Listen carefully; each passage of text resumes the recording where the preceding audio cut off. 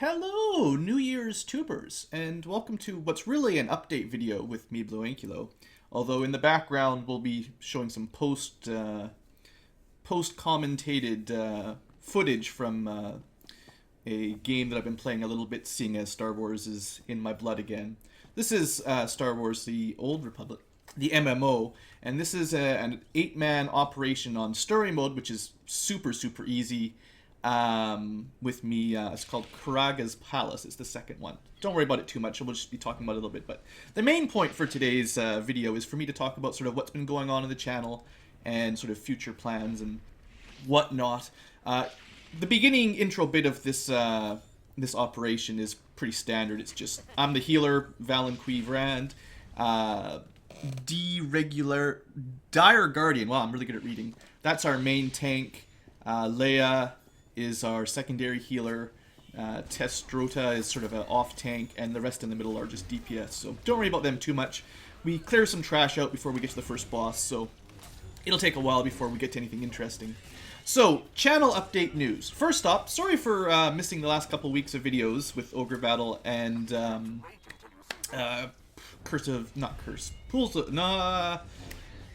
other one with the Silver Blades. Yeah, that's the one.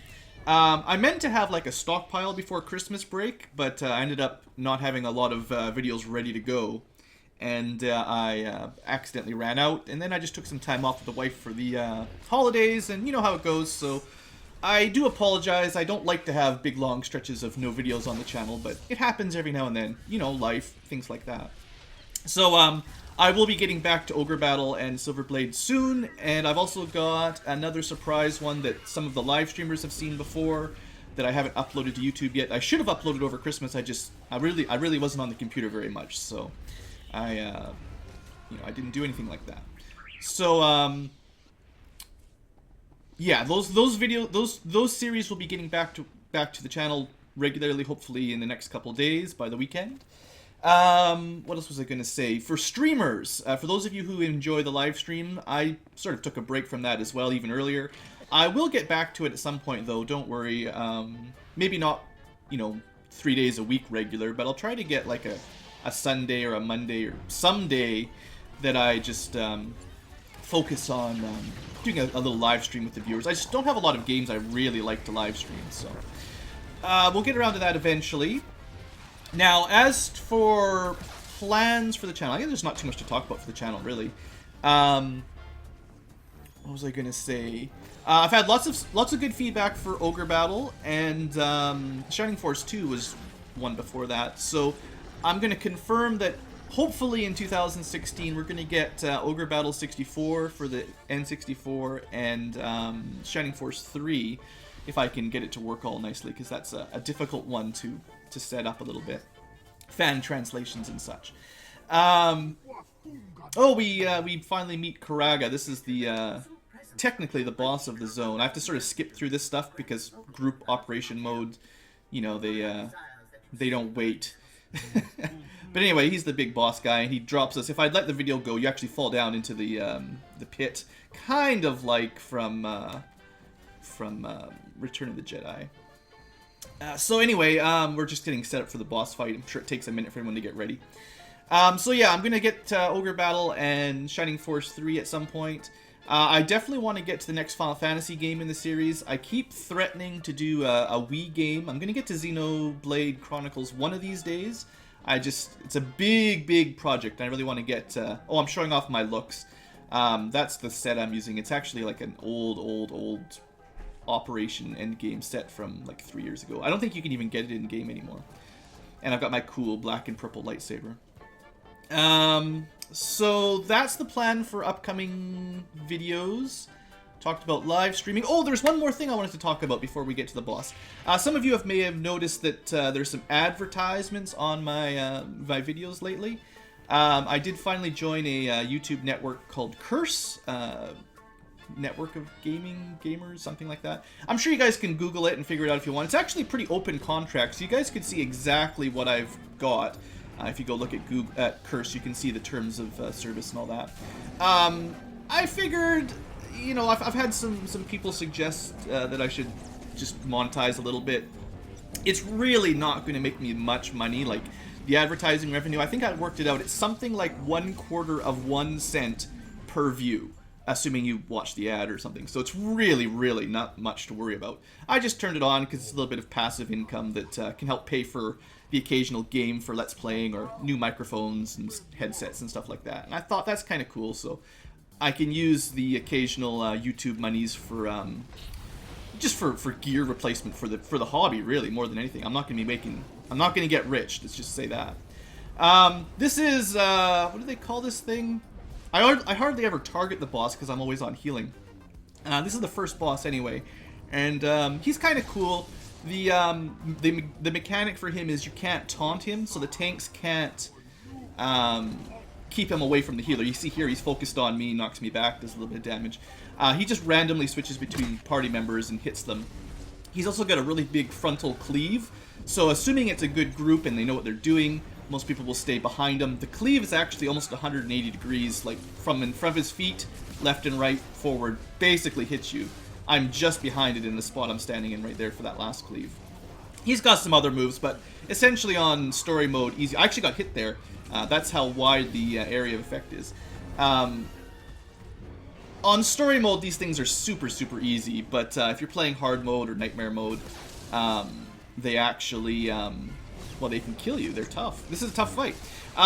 If you're noticing my, the unyielding after my name, that's actually for beating this operation on nightmare mode. It goes story mode, hard mode, nightmare. So nightmare is the hardest difficulty, and I have done that before. So I should be very familiar with these bosses. I probably make lots of mistakes because I haven't played in like 3 years, but this kind of stuff I used to just, you know, without even looking at the screen practically, I could heal through it. So yeah, I got hit again. See, I didn't position myself very well.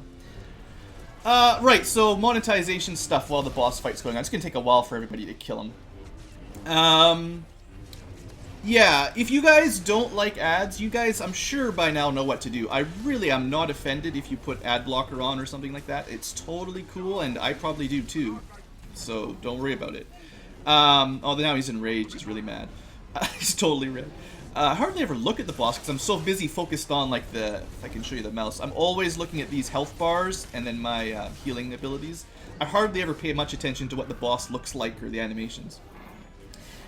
So yeah, point is, we've monetized. If you really don't like that, I'm sure you know how to deal with it, and some people have probably already stopped watching because they're personally offended, and, well, whatever, it doesn't matter to me. There's something else about monetization I was going to talk about. Oh, right, if you for whatever reason decide you like the YouTube Red thing, that's the paid monthly subscription to YouTube to get no ads. That'll obviously work on my channel as well, and I do get a very small percentage of that money. It's teeny tiny, seriously, don't worry about it. But yeah, don't feel like seriously, don't worry about my channel if you're worried about blocking ads or getting YouTube Red. What I might do at some point, for people who actually want to support the channel, I'll eventually consider setting up like a Patreon or a tip box or something. Because really, like, if everybody donated like a nickel, I'd make more money than you get for watching the videos. So if people donated $1 or $2 now and then, I would make more money from that than I'd make in months of views on the videos. So I'll think about that later on. It's really a low priority. It took me like 3 years just to put advertisement monetization revenue on anyway. But feel free to let me know in the comments. This is your chance to complain about the ads if you want to, and I understand. Other than that, channel update, not too much to talk about, really. Talked about the games I want to do, talked about sort of upcoming videos for the year and live streaming and monetization. I think that's all we have to do. I did enjoy my holiday, if you're curious. Christmas at home, really just with the wife, nothing special. We really just took some time off to be together. She took a couple weeks off work, I did too. So, oh, there we go, we killed Bone Thrasher, that's the boss. I get codex entries because I haven't played the game since they've added achievements, but I have killed these guys dozens of times. You can see the loot system, you roll for it and stuff. The unassembled ones are like tokens that you trade in back at Fleet, and you get a set bonus type gear. Don't worry about it too much. But anyway, if you only wanted to watch this video for the update part, I think we're done. It took me about 10 minutes to cover the channel update. For the next like maybe half an hour. I'll probably skip through some of it. I'm just gonna sort of post-commentate this operation, because I figure some of you guys might be interested in this kind of stuff, and you can only do this stuff with groups. You can't solo it. So if you're interested to Star Wars Old Republic MMO, this is kind of how it works. So anyway, see you later, guys who only want to see the update, and if you kind of interested in watching the video, stick around. I missed the elevator here because I got stuck on a rock and I couldn't jump over it. Actually, one thing of note, if you know this game or you know this operation at all, this is a really poorly done operation. Like, we really just rush through it and do a bunch of terrible mistakes, but we never wipe. There's no group wipes, so it's okay. But I remember doing this one way more professionally with, like, CC, you know, the stuns for tough enemy groups and stuff, and avoiding battles and getting set up properly. Like, we really, this is a pickup group, group finder, random group, and so the quality of player is suspect sometimes, and there's not a lot of teamwork. It's, at best, the tank tries to go first and pulls most of the enemy aggro, and the healer tries to keep them alive, and the DPS do whatever they do. Who knows what the DPS do? The damage dealers, they just randomly try to kill stuff and get themselves killed half the time. So, you know, I like to say I'm one of the ones holding the team together because I'm a healer, knows what I'm doing. And, I mean, you got to see there, Major, whoever that was, they were standing in a red circle that they could have moved out of the way from and not taken damage, which, if you're playing on the harder modes, you kind of have to do. They decided to finish their attack and then move out of the way, and I think they got hit. So, you know, that kind of stuff is not a big deal on story mode, but if you're going to play hard mode, professional league, well, don't do that, especially on the bosses. The red circles are a standard giveaway that maybe you shouldn't be standing there anymore. We're at the second boss already. This one had some kind of interesting mechanics, actually. This is... what is it? I think I highlight them in a second. Jarg and Sorno, anyway. It's a double team boss, basically. And I think the gimmick is you have to kill them both. This happens a lot in MMOs, I think. You have to kill them both at a very close time, because once one's dead, the other one enrages and does tons of damage. So you have to kind of split the group, 4 people on each, and you need to get them to both die at about the same time, or else, well, especially on, I guess on story mode we'd probably be okay, but on hard modes they'll start one-shotting people. They also do all kinds of fancy stuff. They've got, like, they summon droids and stuff that can stun you, and you gotta kill the droids to release people, and I think sometimes they fly off, one of them flies off into the banisters, so range DPS focuses on the one and melee on the other one and stuff like that. I don't, you know, I'm a healer. I don't care about that kind of stuff. I'm the kind of guy that, you know, let me know if there's some healing mechanics, and I'll just stay back out of the red circles and heal people. So if you're interested in sort of how healing as a Sage works, I'm a Jedi Sage, Consular promoted to Sage with the Seer build. The top row on the bottom, so below my health and all that stuff, I'm clicking all the time. From 1 through 7 is about, well, 1 to 8 is my normal abilities. The little purple circle thing, that's Force Armor. That's probably my most used ability. That's the one that provides the little circle bubble around them. I regenerate when it's on me. Nobody else gets that. But it basically just prevents damage, and it's kind of my best preventative heal. It's really good for just...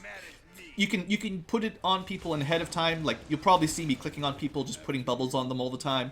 It just prevents damage when everyone's topped up already. Just kind of think of it as extra HP, and it's quite a lot, actually. I think I've seen it like prevent like 10, 20,000 damage, which is more than most of my heals. So it's like, it's good stuff. That circle of fire there is Salvation. That's my only AoE heal. And it's generally, I think, regarded as the highest numbered AoE. Sages are really good for group healing, and so that's that. What else do I do regularly? I'm typing 2 and 3 all the time. 2 is like my overtime regeneration, and 3 is the healing trance. It's like a channeled... I can move, but I can't... Well, it can be interrupted, basically. And it will slowly regenerate over a channel 3 seconds. There's a bunch of, like, behind-the-scenes procking that goes on. When you see that one flash, Salvation just flashed and then I cast it, That means I've had 3 Healing Trance criticals, and I can now cast my AoE heal instantly. It still costs me my mana, but instead of having a 2-second activation, it just goes instantly, which is pretty nice. The flashing thing at 0, that's, I think, called Noble Sacrifice or something.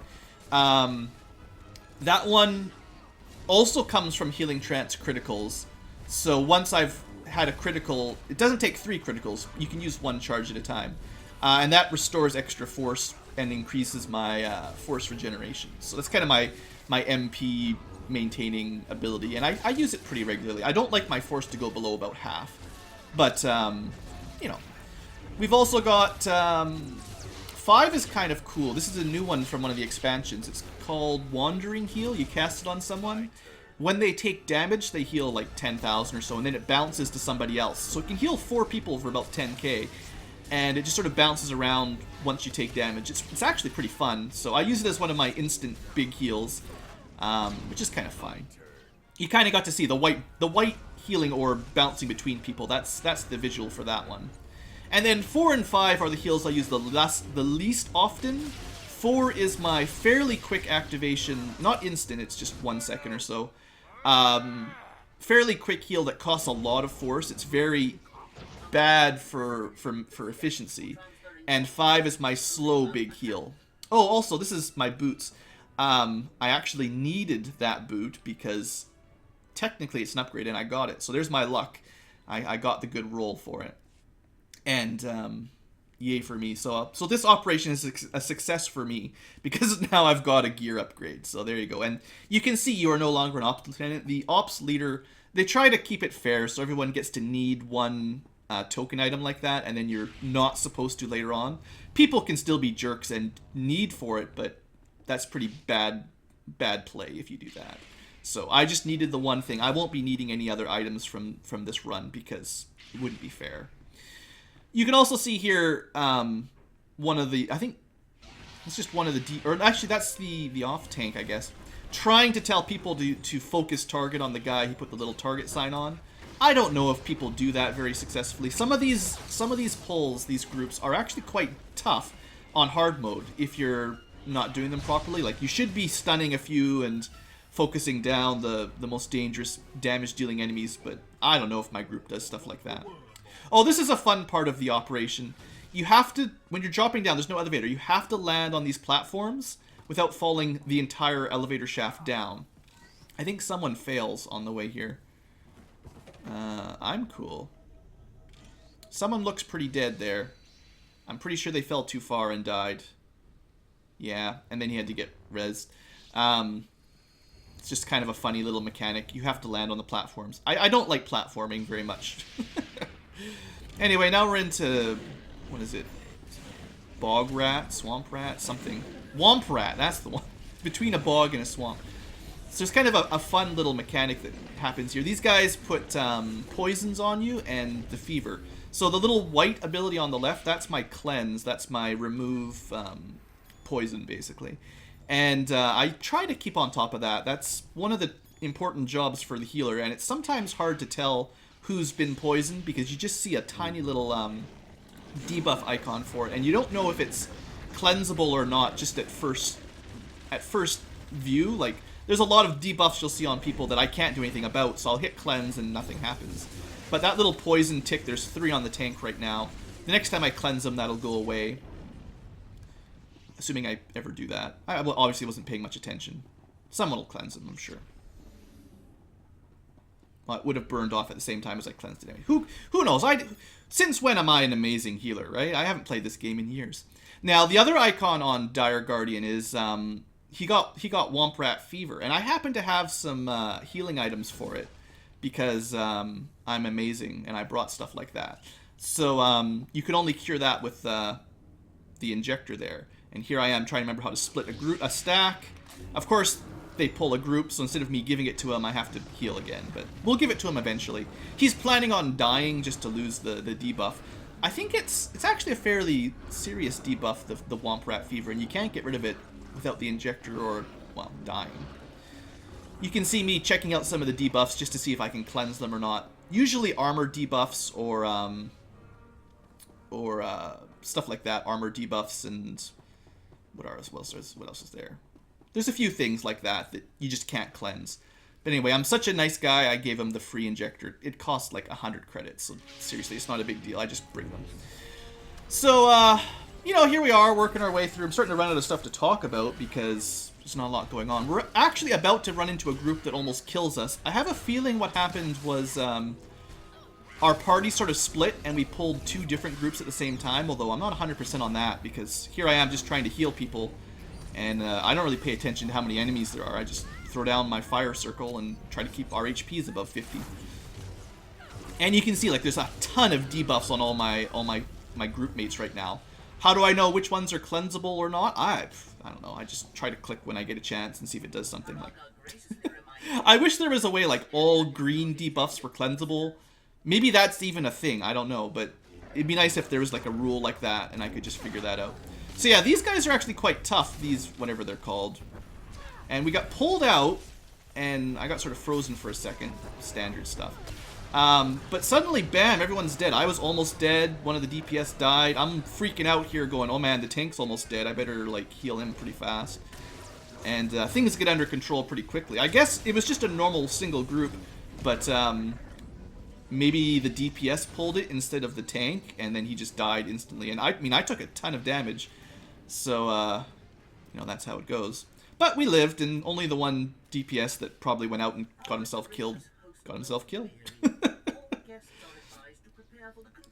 So, we've got a couple more groups. This next section, you have to disable some anti-aircraft turrets. If your team is good, you can actually deactivate a couple of them without pulling a group, or at least one of them. I think the one to the right, someone's doing right now, and they managed to not activate the enemy group. So that saves us a bunch of time. And then there's 2 more that we have to actually fight the big monsters. Now again, if you were smart, you'd have someone CC or stun. I think it's the beast masters that use the rope to pull people in. Those are the ones that are really annoying. So if you stun them, the fight just goes a lot easier. But you know, here I am putting my force armor on people because I'm kind of scared. I'm like, man, last time we almost got wiped. If the healer and the tank had gone down, I don't think the DPS would have survived that last one. So, you know, I'm trying to be on top of things, but it's not that dangerous this time. It turns out it's all good. Yeah, it looks like because this guy was last, someone must have stunned him, and now we just finish him off quick.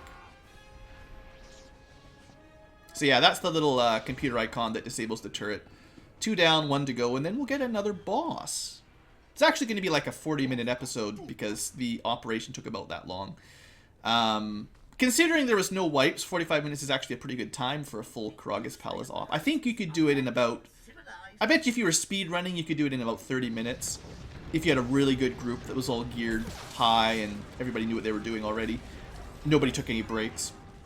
But 40 minutes for a random group, I think was actually quite amazing, so I was happy with that. That's one of the reasons why I chose this footage to show you guys for the update video, because it's actually... I mean, these operations can take 2 hours or 3 hours if it doesn't go smooth, so, you know, 45 minutes, not bad, not bad. So, this is actually a little mini-boss. This actually, I remember, in hard mode especially, killing a lot of people. This guy, I know for sure, has a poison effect that tends to kill DPS dead, especially the melee DPS. It's a little poison AoE circle. If you stand in it, you get multiple stacks of poison. You'll hopefully be able to see it on some of these people as time goes on. The mini-boss here actually dies quickly. You can see everyone just got 2-3 stacks of it. I cleansed the tank because they're more important. And you can see this Quaffa guy now has 5 stacks. He's standing in a red cloud. Well, I can only cleanse once every 12 seconds, so I'm focusing on trying to keep the tank alive here, who's already got 5 stacks again. Just healing him as much as I can. I'm sure Leia, the other healer, is doing the same thing. So, again, if you're gonna play this operation and you're new and you're a melee DPS, don't stand in the red poison, please. The healers can't cleanse everyone at the same time, and we're gonna focus on the tank first. That's just, you know, you can see Testroda is like tisking the guy because he stood in the smoke too long. Don't stand in red circles and red poison smoke. Come on, guys. Anyway, we got another boss. This one's This one's tauntable, unlike the Rancor. So the tank will be able to sort of keep him occupied most of the time. And we do get red circles again. Look at Major Enna Vicari standing in red circles. So that's not the first time I've seen that happen. So obviously some people are a bit more proactive about not taking damage than others. I have to stand kind of close enough to the tank, because he's going to be on the opposite side of this guy, because he's got a big cleaving AoE as well. So I have to stand close enough to heal him. I generally just stand in the middle of most arenas, because I'm a healer and I got to be able to see everybody to heal them. In fact, one of my biggest pet peeves is when like a tank or a DPS line of sight me, like they break line of sight with me so that I can't heal them, and then they die because they've like gone around a corner or they've just outranged me, and I'm trying to stay sort of with the group. And I mean, that doesn't happen too often, but if you're a tank or a DPS that would like to be healed, maybe stay within about 30 meters of the healer so they can actually heal you. So yeah, this guy's got lots of big stomps and stuff. He's going to have kind of an enrage every... It's not exactly an enrage, but he's got sort of a special frenzy, that's what it's called. And he will really focus on whoever he's targeting for tons of extra damage. If you were playing it on the hard modes, you really want to have a bunch of big heals ready for the tank at that point, like the Force Armor. Some of the other healers have similar stuff to the Force Armor that sort of heals them preventatively when they take damage ahead of time. So, there's stuff like that. I think you'll see red text in the middle of the screen when he's about to frenzy. If I'm smart, I try to keep myself bubbled so that when this guy does his... There's the frenzy. When he does his big pushback jump, I don't really take any damage, which is usually my plan. But yeah, you can see the big frenzy on Dire Guardian there. He barely took any damage at all because I'm sure both healers were focusing on him for the frenzy. If you're playing it on hard mode or nightmare mode, the tank needs, well, for one, really good gear, and the healers have to be on the ball or else he'll go from 100% to 0 pretty quick. Oh, look, red circles, get out of the way. Oh, clever healers, not standing in the red circle. And that's one of the simpler mechanics. There's red circles that will follow you, and you have to lead them out of the group so that you don't hit everybody else with a big AoE, you know. These are just basic, run-of-the-mill, don't stand in them circles. So yeah, this is I would consider this a pretty easy boss, really. I know people die on this one every now and then, but as long as you've got a reasonably smart tank and the healers aren't stupid, you know, you can keep them going. As long as you can handle the frenzy. There are some other monsters that drop in, I believe, and I think the off tank tends to try to catch those. The secondary tank tries to taunt them so they leave the healers alone. And then if the DPS is smart, they'll switch over, kill the ads, as we call them, and everything is kosher. But with a pickup group with random people, you never know for sure what's going to happen. So I just focus on keeping everybody alive. And, you know, I generally do a pretty good job. I'm sure I'm not the best healer on my server, but, you know, I'm not terrible. So I kind of enjoy the healing game because I can ignore so many boss mechanics. I'm not a bad healer for not knowing how the boss works, as long as I know how to keep people alive. Actually, I would say Karaggas Palace mostly is a very easy operation. There are some other ones with some fancy puzzles and stuff that take more work. There, you got to see Herbalonin. I guess they're a melee DPS or something. So they stayed in their red circle and got hit. But it didn't matter because we killed the boss anyway. You know, I'm going to rag on people for standing in circles. As long as you don't die or drop your HP so low that I can't heal you instead of healing the tank, it's not a big deal. But, you know, if you're playing on the harder difficulties, it's probably smarter to not do that. Now, this group, I remember for sure that this room often... You know, we just killed a big boss, everybody's high on life, you know, you killed a big tough monster, and then we'd walk into this room and everyone would die. There's robots in here that heal each other, like, to 100% very, very quickly. If you don't DPS them first or stun them and keep them stunned, basically the other enemies will be invincible because they'll just get healed to full. And there's enough stuff in here that you actually can take a lot of damage. So I've seen some wipes in here before where people just willy-nilly attacking robots, and that's actually a mistake, and you get killed. Now, if I remember... No, this is a different spot. There's a different room you can walk into carefully, but... Oh, we're almost at another boss. I love it when there's short times between bosses. There's like 2 battles and then another boss. Isn't that amazing? this is just a room full of droids. Another one where I remember, traditionally, when I had like a guild of people that I talked to on TeamSpeak, we generally stun, CC'd a bunch of them, and picked them off one at a time so it was easier. But, you know, this seems to work today. But yeah, this is a big room, and unfortunately they've actually changed some of the mechanics. On any mode that you used to play it, there was actually a little sort of Towers of Hanoi puzzle up here. If you don't know what that is, just go Google it. 3 stacking puzzles. You can only put a smaller piece on a larger piece, and you have to move them around from one side to the other side. It's really no big deal, standard mathy computer stuff. It's actually a really easy puzzle. I think it's only a 3 high stack with the three platforms. But you have to switch these pillars, these pylons back and forth from the left to the right side or to the middle, depending on where that guy is standing and kind of he gets flamed on, and it removes his armor super buff. Now, unfortunately, you guys won't get to see that, although I thought at this point that that's how this boss would work. At some point, the story mode version, they removed that, so you don't have to anymore. But you used to have 2 or 3 people up top clicking buttons to move the fire around, and then the tank would lead him under the different sort of nozzles, and that would remove his armor, and you could continue killing him. So you usually had a healer up top with a couple ranged DPS, and then a healer down below with the tank. In fact, there was all kinds of fancy mechanics on this fight that didn't seem to show up. There used to be, like, stun droids that would drop down all over the battlefield, and you had to kill them before they blew up, or you just got stunned or lit on fire. So you see, I'm here thinking, like, you know, I can probably do the puzzle up here, but maybe just a practice run just to go over when to click. But as it turns out, in just a second, nope, no puzzles anymore. They got rid of that. So I was a little bit sad because, you know, it kind of made it a more interesting boss fight. I know this one was tough for random groups, but if you had like a good group of people that knew what they were doing, it was kind of fun. You can kind of see that on the little screen there, you can see 3 and now it's red, but yeah, those 3 little LCD monitors, that used to be where the puzzle was, but because we don't have to worry about that anymore, I just jumped down. I'm like, whatever, I'll just heal people, because apparently this is a really simple, straightforward boss battle again. The other cool thing for this fight that's kind of interesting, if you see on Dire Guardian, there's a little debuff with the number 4, 5. It's going to go up to 10 eventually. That's an armor debuff on our tank. So usually, if you were playing it on a difficult mode, or maybe just in the old days, what they used to have to do is once that got up to about 10 or so, they didn't have any armor at all, and you'd have to do a tank swap. So you'd have to have 2 tanks, or at least a tank and an off tank that could handle it for a while until the debuff burned off. It just takes, I don't know, 5 or 10 seconds and the debuff goes away. Oh, 20 seconds, I checked it out. So usually you had 2 tanks and they had to lead this guy around to different flame nozzles without standing under the flame nozzles and getting burned themselves. But there you go. Oh, this is one of those explosive things.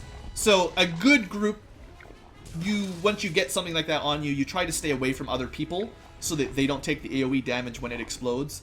If I'm really on top of my game, if I see that on someone, I'll put my little bubble on them so they don't even take much damage, and if they stay away from the group, no one takes damage. So, you know, there's some pretty advanced level strategies if you're smart, right? No sarcasm there. But yeah, anyway, the way this fight goes now, it seems like basically even with 10 stacks of the armor debuff, the healers and the tank are fine. Like, we're able to keep Dire Guardian at pretty much full health the entire fight without really any worry. You know, I think my force armor works regardless of his debuff, and then healing isn't that big a deal right now. As usual, all the melee DPS stand close to the boss and get knocked around and smacked.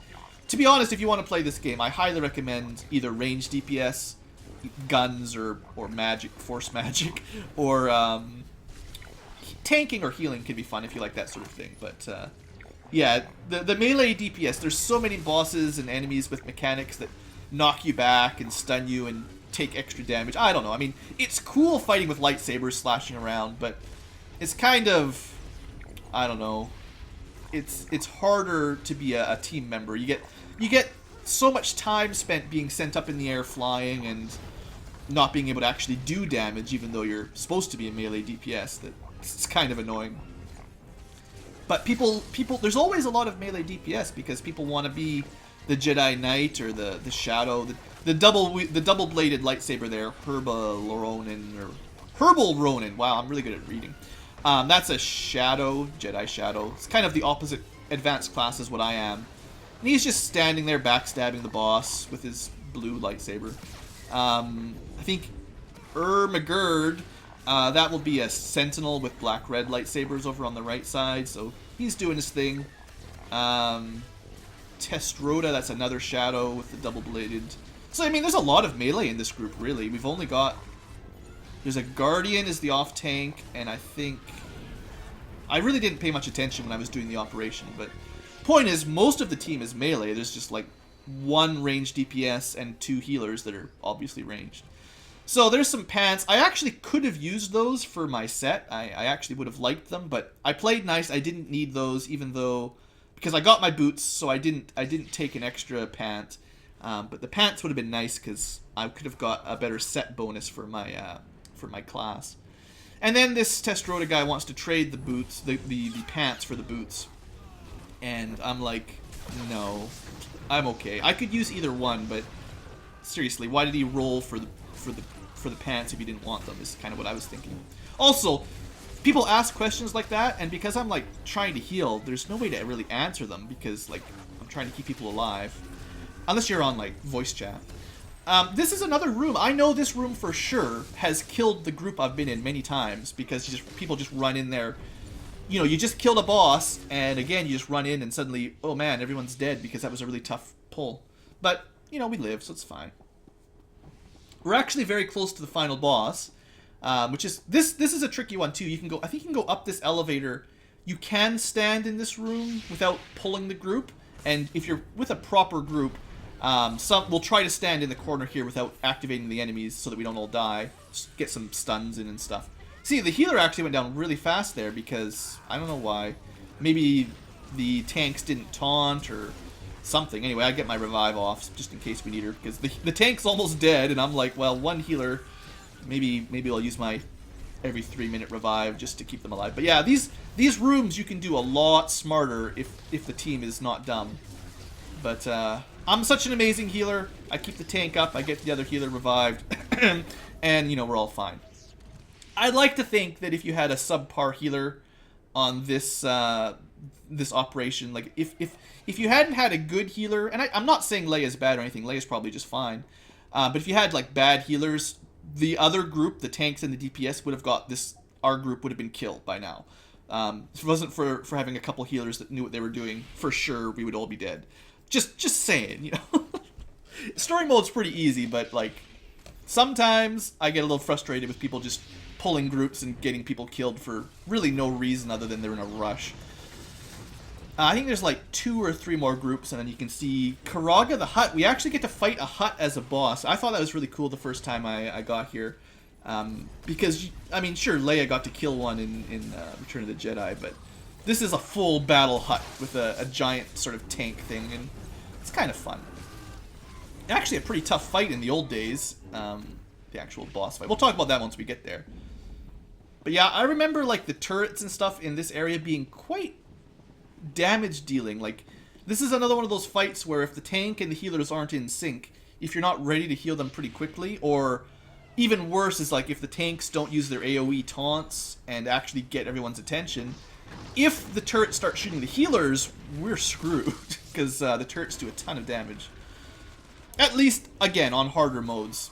It seems like the trend in Star Wars The Old Republic these days is to make a lot of content easier for casuals and just random groups. And I mean, that's fair. If you're going to play it with a group finder random group, you can't trust everyone in the team is any good at the game. And if everything was hard, like even if all the story mode easy operations were the way they used to be, I you know, probably no one would really do them because you'd never be able to finish them. They'd be too hard. So I understand, it's fair, but I kind of miss the days when you had to learn the mechanics for these fights. Even random groups, you had to know at least a little bit of the mechanics and sort of work as a team. Because right now, a lot of the times, it's just everyone for themselves doing their own thing, and I'm the healer trying to hold everything together at least. So I always feel like I'm at least contributing, but I'm sure a lot of those DPS, they just tab to the next target and kill it, and they don't really care about mechanics or anything. I'm also pretty sure here, all the enemies to the right, I don't think you have to fight them. I think someone just attacked one of those and pulled the group, and there was really no need to, because like I'm like, why are we still fighting? Everything's dead at this point. What's going on, guys? And something to the right, somewhere over there, that way. People are killing turrets over there that like we really shouldn't be fighting. So we waste an extra minute or so, and if we had like voice chat, there'd be people complaining. I'm sure someone would be like, "Guys, what are you doing? We didn't have to fight them. You're wasting my time." You know how it is. Anyway, Karaggas. Again, I have to sort of skip through the dialogue because people want to get the fight started, but he decides he's going to fight us. And sorry, I skipped through, but he's got this cool four-legged spider tank. Karaggas the... I think I mentioned that. Karaggas the Unyielding. If you see someone with the Unyielding title, it means they killed this guy on Nightmare difficulty. That's kind of how it works. So you get his title if you kill him. So this guy, I guess I can explain. He's got some mechanics. I think a lot of them got nerfed for story mode, but the tank will try to keep him at the outside of the arena, doing sort of a circle, generally clockwise, because every so often he's going to drop some lava down, and that terrain becomes death if you stand in it. So the tank will, as you can see, he drops some lava, or some fire, some tar, I guess. The tank moved back and tries to pull the boss towards him, sort of along the outside of the arena. The general line of reasoning was, if the boss makes it around the entire circle on the outside and is not dead yet... Actually, the tank is having a hard time taunting him there. It's kind of failed there a little bit, now that I'm watching. He's supposed to be bringing the boss to stand over top of the fire so that the melee DPS can stand beside him, and the next time he lays fire on the ground, it's on the outside of the arena. Anyway, if the tank manages to make... Sorry, if the boss makes a full circuit, and then they have to move into, like, the inner layer... Your DPS sucks at that point if you haven't killed the boss by then, and you might have some problems, because you're going to run out of places to stand very quickly. Also, if the tank knows what they're doing, they will place the fires really close together, and you'll have a lot more time, but that just depends on how experienced your tank is. So, other mechanics, well, you get to see the little suction dark ball every now and then. One person will be immobilized, I think it's me this time, so I can't move, I have to take the hit. A bunch of neighbors will be sucked in, and they can leave. Like, people always forget about that. But, like, the one person who's targeted by the attack, the little purple gravity ball, they're stuck there and they're going to take the full damage. Everyone else that gets sucked in can just move out of the way and not take damage. So, a good ranged DPS or healer will just... I mean, I was a little bit slow that time because I was trying to get the big heal off.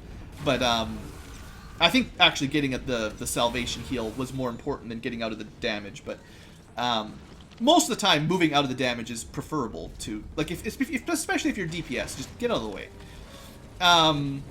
There were other mechanics the way I remember it. There used to be like suicide bots that would show up in a group of 3 or 4, and you had to, the DPS had to switch and kill those before they got to you and blew up and killed you.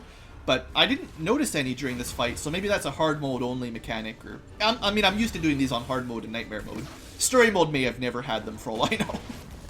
But it's pretty straightforward. I mean, everyone just focuses on the boss. The tank tries to move them around the outside slowly. The melee DPS try not to stand in the fire. You know how it goes. Yeah, there definitely were... I mean, there's the suck-in ball, but there used to be suicide bots for sure. But I mean, if you're paying attention to the heals and stuff, this one seemed to be really easy. I throw down my AoE every now and then because there's quite a lot of AoE damage this guy does. The oh, the little rocket launcher. There's something about that too. I think he fires that. There's a certain angle the boss shoots the rockets out at, and as long as you're not standing there, you won't get hit by it. And usually, as long as the tank has him at the outside of the map facing perpendicular to the wall, I think as long as you stand in the middle, you're safe. That's kind of one of those mechanics I forget about. I just remember stand in the middle and you're fine. Like, those rockets didn't hit me, but they may have hit the people to the right of me that time. Like, I wasn't even thinking about it when I was doing the fight, but just naturally I may be standing in the right spot most of the time because I've done this fight so often. So there's a few mechanics. Oh, are those the suicide bots? Those are the suicide bots! And nobody's killing them. Everyone's getting blown up by them. See, it's random group. Nobody was even thinking about that. I'm just trying to keep people alive. People, you know, the DPS are supposed to kill the suicide bots. Anyway, the Dark Matter Catalyst would be cool. It's worth about 1,000,000 credits. And then there's some cars and stuff. I've already got them all, I think, so it really doesn't matter. Actually, I think I decided I didn't have the Destler Turbo, but I don't really care. And then there's the chest piece, which I've already got, so if I got an extra, it would be fine. But I don't think I want any of the extra loot from that. I got my boots, and that's good enough for one operation. You also will get some crystals and stuff that you can trade in for gear. Oh, I got some, like, that wasn't a rolled item, that was just a set. Here's some lousy boots. The token boot is better than the set drop boot, because I can get a set bonus. The stats are the same, but I can get a set bonus from my token. So that's it. That's Karaggas Palace. I think I recorded far enough that you can see the turn-in of the token, just so you can see what I get from it. But yeah, I mean, that's it, basically. I think I tried to quit the operation before all of the rolling was finished, so I may have been able to get something else. I think that's actually a strategy people use at the boss sometimes. They'll purposefully not roll until people have left, just wanting to get the operation over with. And if you leave too early, you kind of lose your chance at getting the drop. And I think it's kind of a scummy tactic. Like, if someone really wanted the chest piece, so they needed it, and then they waited till a bunch of people just left because they thought they'd already rolled, and they could kind of improve their chances. I don't know if people do that regularly or not, but it's pretty scummy, really, if you're going to do stuff like that. Just loot the boss, choose greed or need, and let it go. Don't make people sit around waiting for you to finally click the button. So anyway, back in Fleet, supplies is where we turn our tokens in, so I'll just zip right over there on my little scooter. There's all kinds of cool speeders these days. I'm not really collecting them or anything, but sometimes you'll see other people with pretty cool looking stuff like that guy. So that's basically it. So thanks for watching the update and the SWTOR operation. I'm not really planning on doing more of these videos unless people really ask for it. If you guys would like to see more of these, just let me know, and I mean, I'll probably be playing more operations in the game anyway, so I can show them off if you like. Anyway, thanks for watching, folks. Hope you've enjoyed, and I'll see you for the next video, whenever that happens.